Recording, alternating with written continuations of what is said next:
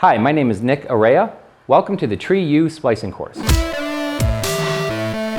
a certified arborist and I've been splicing rope since 2001.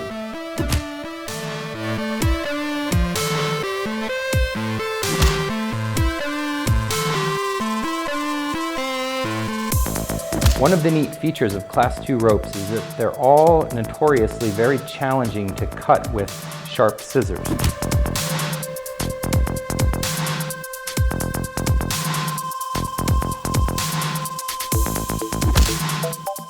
Which right now will really distort the rope, but our goal is to jam this crossover section right here.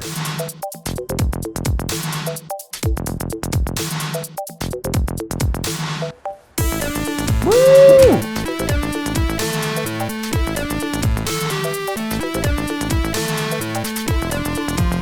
When I pull this, these two cord tails are going to suck back into the rope.